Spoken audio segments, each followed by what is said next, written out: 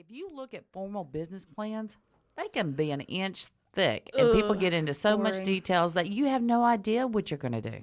Yeah. So it just can get real complicated real fast, and keep it simple, kiss. Keep it simple, stupid. And I'm not calling you stupid. Today. I have never called you stupid. I called you goofy one time. Hello, Cheers to Business listeners. I'm Ashley Smith, Vice President of Wholesale Pharmacy for DocRx. With over 10 years of experience helping doctors and their patients with diagnostic tests, patient monitoring, medical supplies, compliance, wholesale pharmacy, physician, dispensing, billing, and much more. DocRx is your patient and health compliance solution, both under one roof, and always with the mission of the patient's health first. To find out how DocRx can help you, your hospital, pharmacy, physician's offices, and any PPE you need for your businesses, please visit us at docrx.com. Cheers to business listeners. This is your humble show producer, Johnny Gwin, back again with another installment of the best of Cheers to Business. And in this show, we are covering one of our favorite things to talk about, turning that passion and hobby into a profitable business. Karen and I have gone through 2.5 seasons and have found some of our favorite hobby to business growing moments, from a self-described comic book geek that's becoming a comic book author and animator, a one-time Baptist preacher that is rising up the charts as a folk musician and artist, a sizzling hot homemade salsa manufacturer, a beer lover that is growing a beer empire, and a couple that is building a food tourism business from scratch. So sit back, pour yourself a glass of your favorite beverage, and soak in this informational and inspirational packed show that we are calling Cheers to the Side Hustle. Hey, I'm Karen. I'm a former CPA, entrepreneur, business consultant with big ideas. Welcome to Cheers to Business. Etsy has opened up the world to people. I mean, anything that you do in the privacy of your home and love to do, you can now make a profit at it. Absolutely. I think it kind of takes some work, and you can do local festivals and even online shops, not even going through Etsy, but taking it to that next level. I have a client that actually has done that. It started out, she was a teacher, and she started making these cool plaques. Fishtail's the name of her company.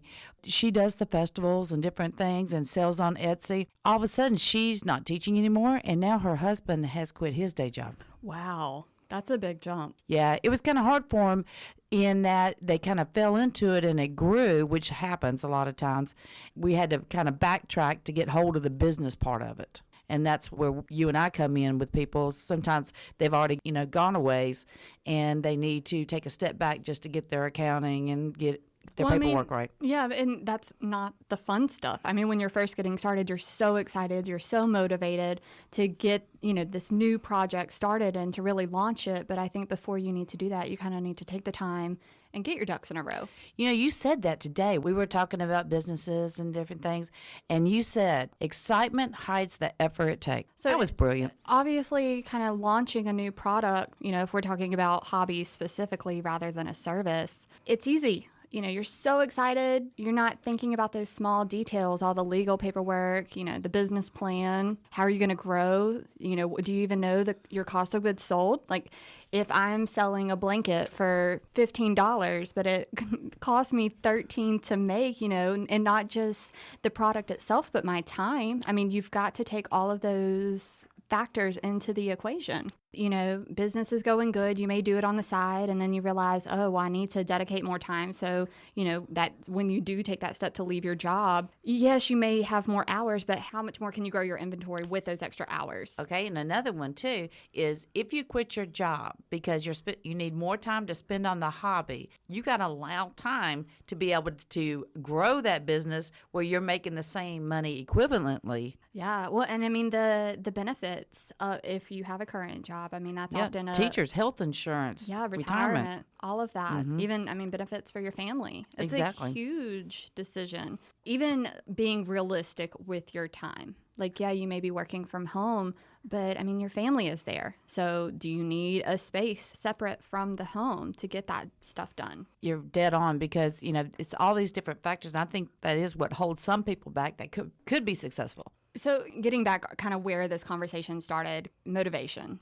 I mean, it's easy to get in a funk when you've been in business for a while, but especially starting off. And I think when that motivation starts to fade, that's when kind of that comment I made about excitement hides the effort it takes. When that motivation can fade off, that's when it seems like your effort is having to be so much greater, but it's simply because that motivation is fading. So you're just noticing it more. You're noticing it more. It's not harder. You can still get through it. You've got to acknowledge that, okay, my motivation is low. However, I still have the determination and the dedication to get this done.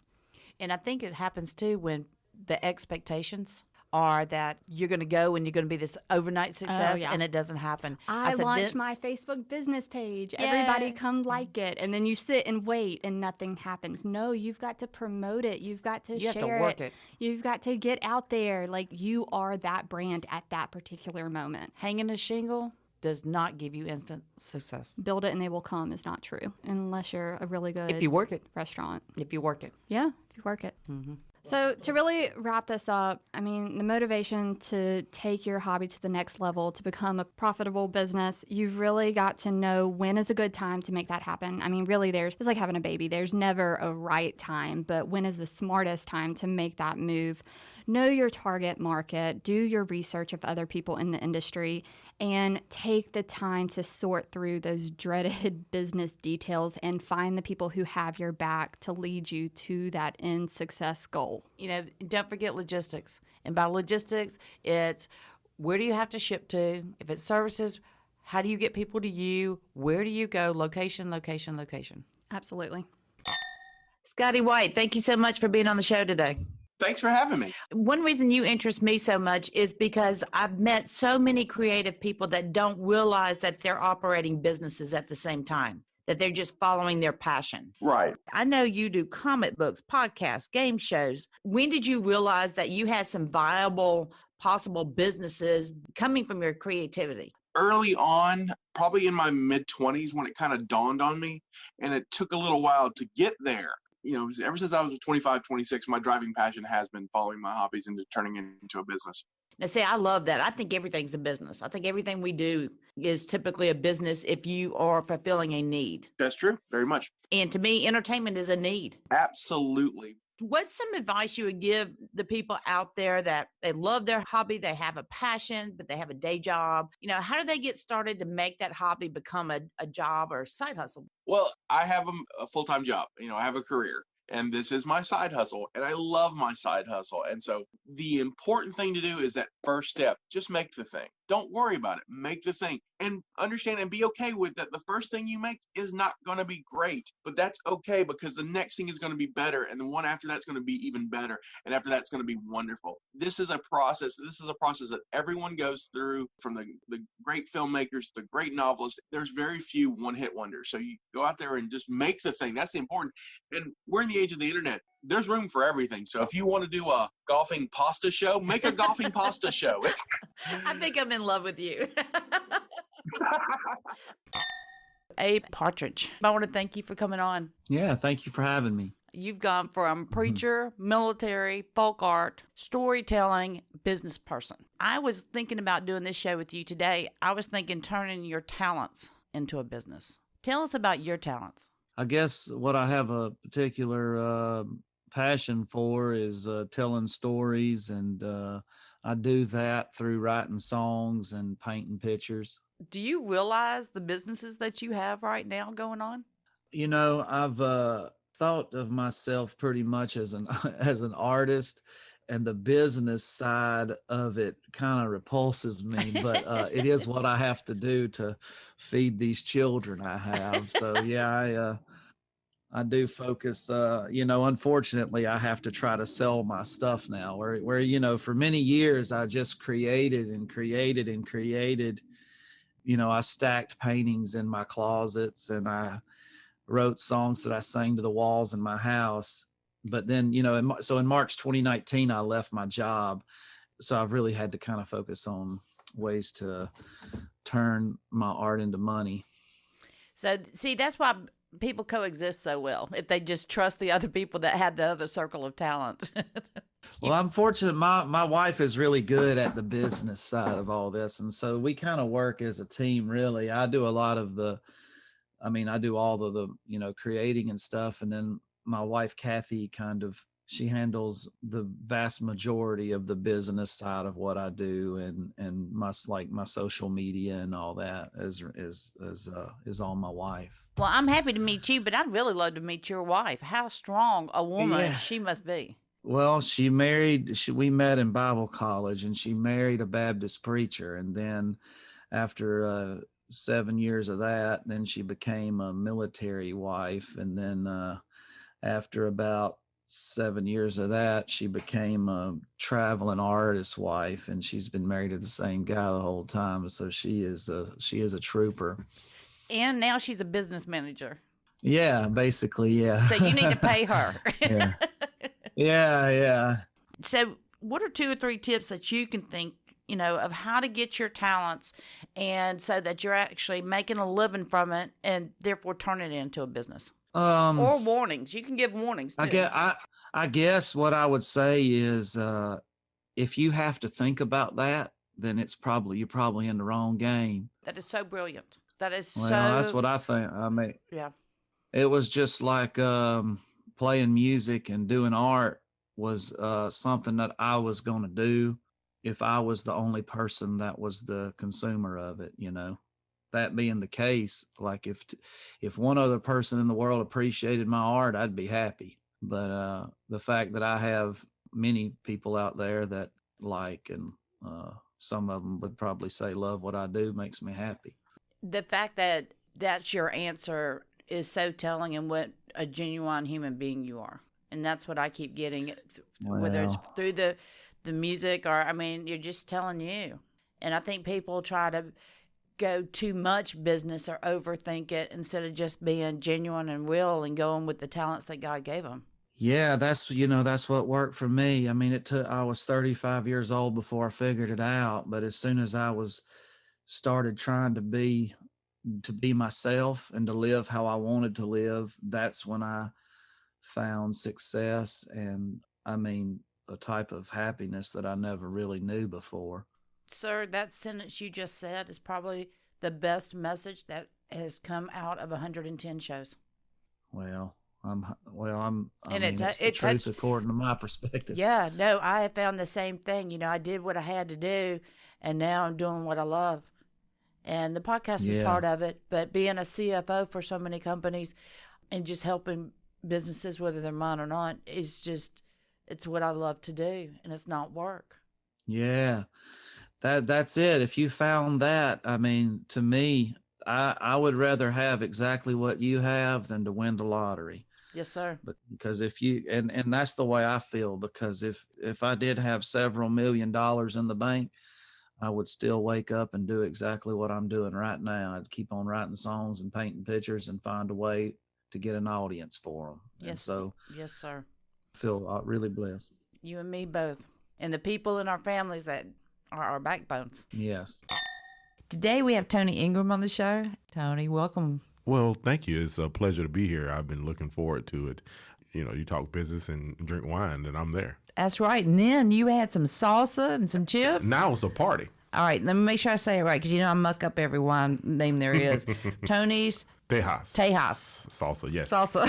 Native American for friends, Spanish for Texas, is the epitome of what the salsa is. It's a Texas-style salsa. That's where I grew up as a kid. And my friends and family helped me get this business off the ground. I tell you what, we can't do anything without the village, that's for sure. That is for sure. How has the growth been? The growth has been very interesting because when you're building a brand, especially a food brand, you really have to give something for people to believe in. So on the front end, it was all about getting the name out there, getting the people going. It was very effective. My focus was on driving as many sales through as few places as possible. It is not easy to get into a lot of retailers. You're in Whole Foods, right? Well, Whole Foods was a blessing. That really fell in my lap. And I tell people this all the time. Being from Lower Alabama, there is no Whole Foods. So I didn't know what Whole Foods was. We like everything fried. Right. and so someone said, you need to be in Whole Foods. Your product is perfect for it. So I did the research, and I was like, oh, wow. okay, this is, a big opportunity. And it was so funny. I was so nervous about the presentation. It was at the Pillars, and my buddies over at the Pillars were facilitating it. And I showed up a week early. And I was like, where's everybody? Oh, my God. Am I late? What am I doing? And checked my email. I was like, oh. Wrong day. Whoops. But by the time I made it back for the actual presentation, the nerves were gone. And it went really great. And they were ready to sell it before they tasted it.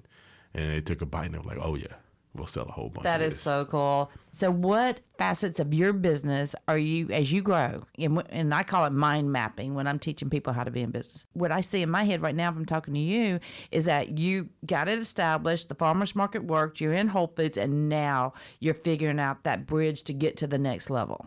That's it. And it starts with the backbone. It starts with the manufacturing. The same quality I was making the product with when I was making home is still made with that same quality, the same quality ingredients, the same process. We just making it in a whole lot, a lot more of it.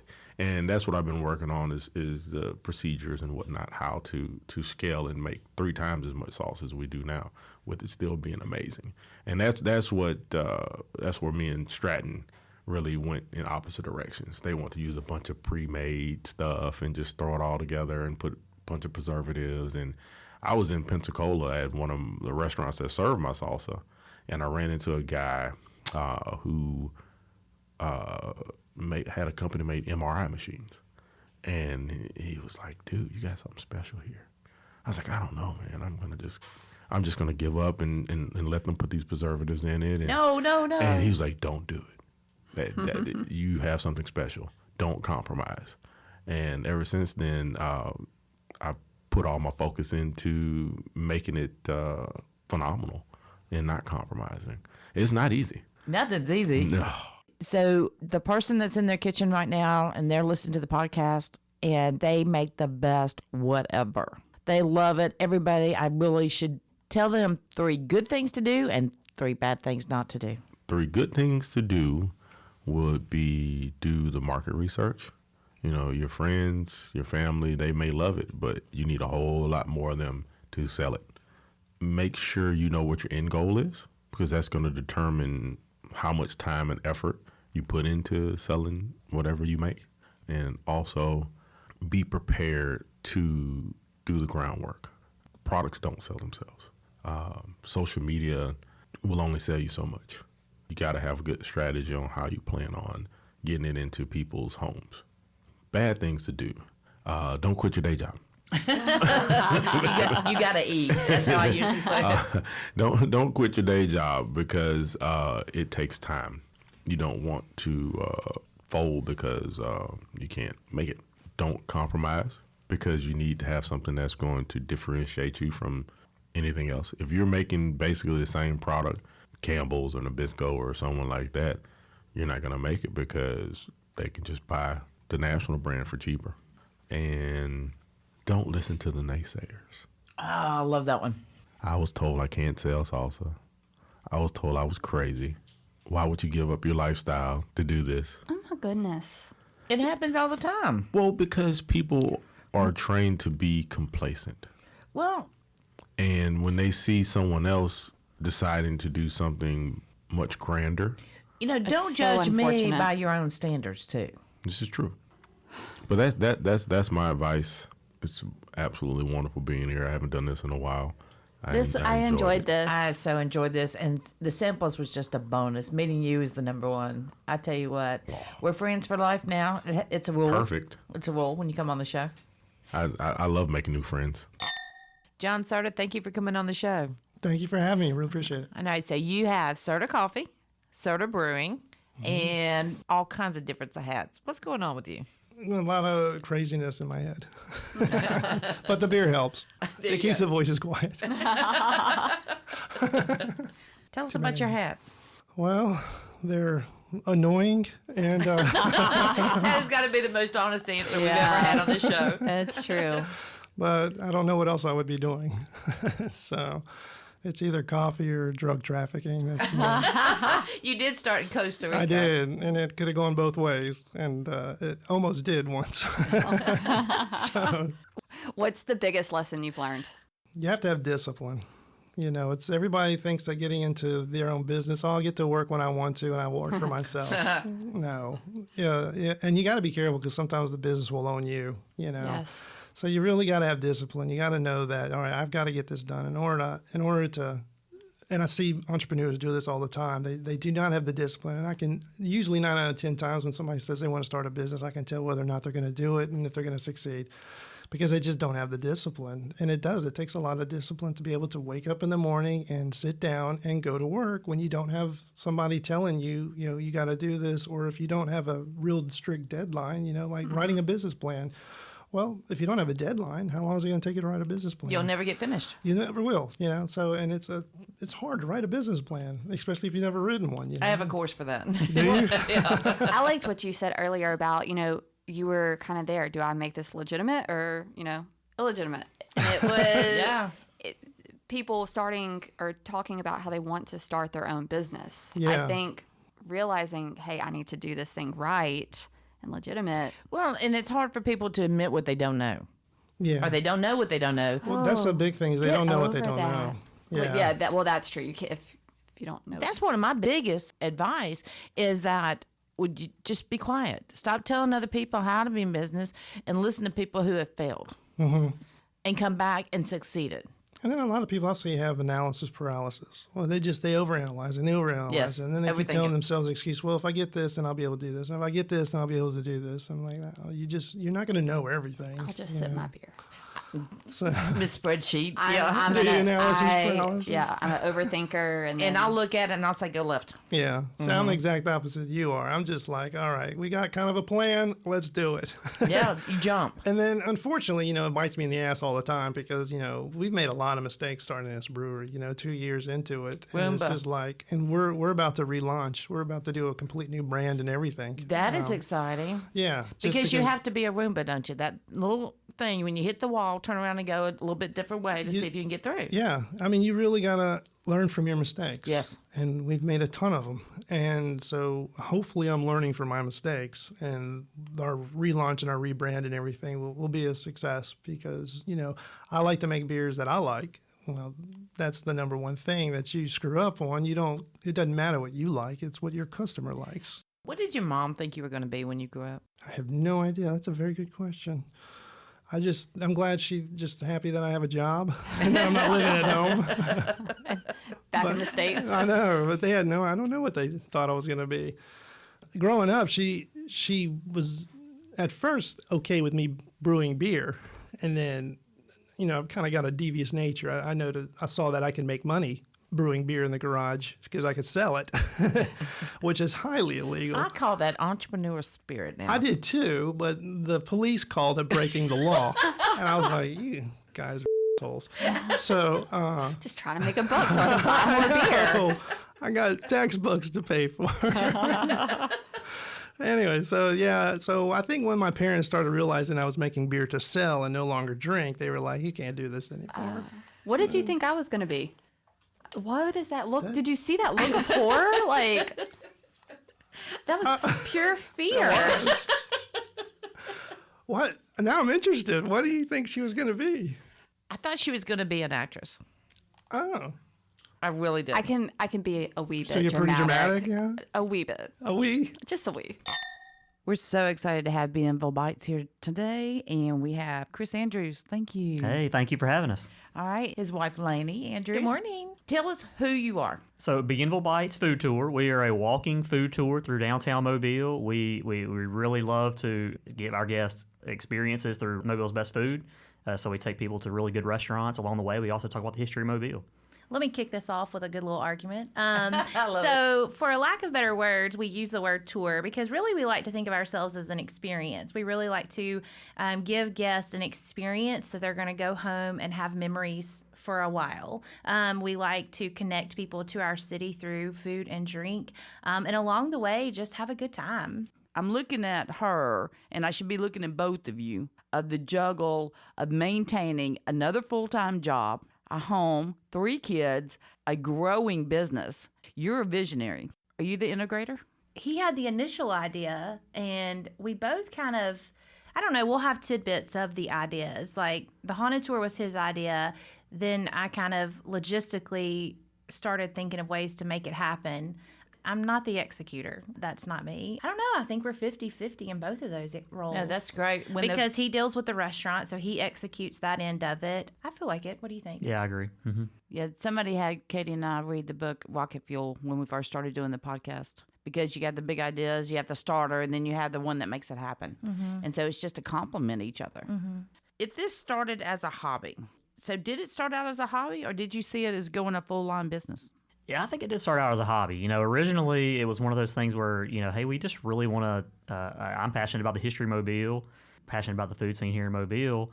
Let's give people tours. Let's tour people around and show them some really awesome restaurants. Let's feed them some good food and tell them about the history of Mobile. It started out as a hobby, and then more people just keep coming and signing up, and it's turned into a full-time business, no doubt. When Katie and I are on the tour, 2 groups from New York, 1 from Tennessee, they're finding you from TripAdvisor. So I'd like the listeners to hear, how did you even get on TripAdvisor? How'd you get there? We realized that TripAdvisor is definitely a big, you know, millions and millions of people are using TripAdvisor. And so we definitely wanted to tap into that. We created an account on TripAdvisor. And then we started asking people that come on our tour, hey, please go leave us a review on TripAdvisor. If you enjoyed your experience, you had a great time, go leave us a 5-star review on TripAdvisor, please. If there's anything less than a 5-star, please tell us so we can improve. But and people did. They really, really did. And it was a lot. You know, for the first 6 months of our business here in Mobile, we had a lot of locals that came on our tour. And they were the ones actually going and leaving those reviews on TripAdvisor. And then, you know, as we started to grow in the algorithm and move up in the rankings of TripAdvisor, then people from out of town started to find us, and then they started booking the tour, and they would go leave reviews. And so we've got, I think the last time I looked, about 135 5-star reviews on TripAdvisor. So we're really, really proud of that. I was one of them. I had that much fun. I really did. At the end of a tour, like he said, when we would ask people to go leave a review, they were happy to do that because we had just exceeded their expectations, hopefully. And so when we do that, they want to almost like pay us back and say, okay, here's compensation for what you have done for us. And so let me see if it works for us. Hey, if you like our podcast, will you please go give us a review? Go like our Facebook page. Go to iTunes. Give us a great review on there. Any Apple store, please. All right, let's see if it works. Okay. All right, I want to back up because I did not know. So a novice coming into this, as you were at one time, because I believe helping the people coming behind you and competition is good because it just builds the overall brand of what you're doing. So you have to get an account for TripAdvisor? I didn't even know that. I don't know how it works. You do have to create an account for TripAdvisor. If you're in the tourism business, I'm not sure how it is for the hotels and all that. You know, they're all on there, and every attraction is on there as well. So they got different groups. So you need to find where your group is and then go join on that part? Yeah, so when we selected our account, you know, we identified as a tour company. Okay. And so we are registered under Tours in Mobile. How did you know to do that? Did you just come to you? You know, when we started this business, I did go get a lot of business coaching from a guy in Chicago. Nice. And so he was he's got a lot of reviews on TripAdvisor, and he said this is definitely something that you need to tap into. All right. And so he really, really helped me out with that a lot. So finding your people, finding your mentor. We say that all the time. In fact, I listened to this show that came out this morning, and it's find your people. So you probably couldn't have done it. You probably would have, but it would have taken you longer. That's right. And for us, you know, like we feel like, you know, going into this thing, we didn't know anything about business. And so for us, having a coach and a mentor was very important. Did he specialize in industry, and that's why you chose him? He specialized in food tours. He grew a food tour company in Chicago. He started in 2006. He grew it into $1 million company, and he also coached, I guess, about 3,000 other food tour operators around the world. Which he was the first in America, right? The first food tour in America? No. Okay. That's okay. That's okay. Good to know. Because I know there's a retail store that I'm consulting with on the business side to teach them how to be in business, because that's what I do. And they hired a retail boutique consultant, and that's what she does. She just consults because she knows the retail business, and I've really enjoyed working with her. So I love when people find their niches and then excel at it and then teach other people how. I think that's the way it should go around. And I think, there's no niche too small. You would think that there's no one going to sign up for a food tour or course. They would think that.